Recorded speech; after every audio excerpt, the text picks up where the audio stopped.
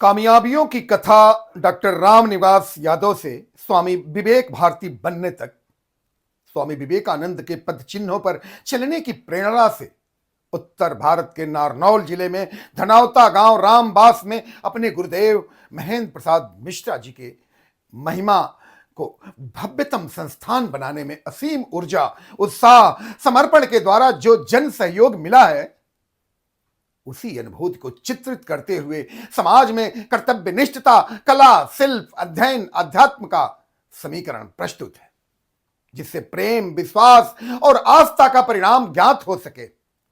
सूरज की आखिरी किरण बरगद के शीर्ष को भी छू लेती है। ठीक उसी प्रकार स्वामी विवेक भारती का जीवन वृत्त जीवन की उसी ऊंचाई को छूने का एक भगीरथ प्रयत्न है, जो जनमानस के सहयोग, गुरु कृपा व ईश्वरीय सहयोग के एक नैसर्गिक मुकाम को हासिल करेगा।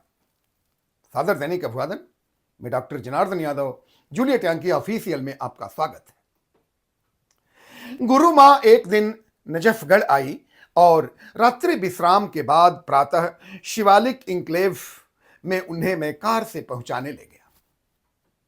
घर पर गुरु मां 2,10,000 रुपए सामने रख दिए कि ये तुम्हारे गुरु का कथन है कि इसे रामनिवास को दीजिए ताकि उसकी कुछ आर्थिक सहायता हो सके। रामनिवास यादव को इसकी कोई आवश्यकता नहीं थी, पर ठाकुर का आदेश स्वीकार करना ही पड़ेगा, और ये सोच करके स्वामी विवेक भारती भावातिरेक हो रहे थे, क्योंकि पहले ही 1,40,000 रुपया उधार था।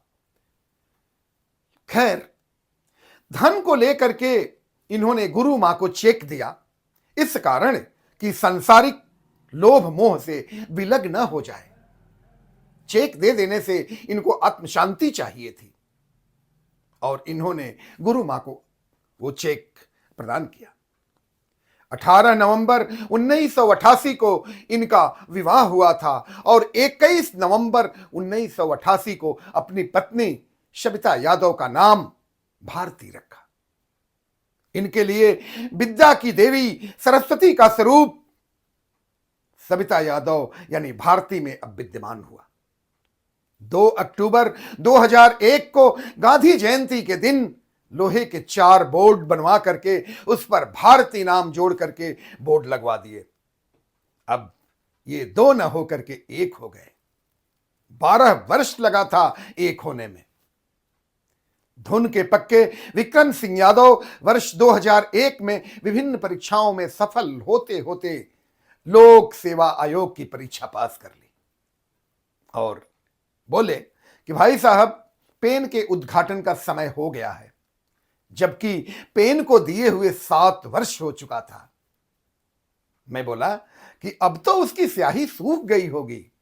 विक्रम बोले कि मैंने पेन से बात कर ली है और पेन को चलना ही होगा, मेरा काम करना ही होगा।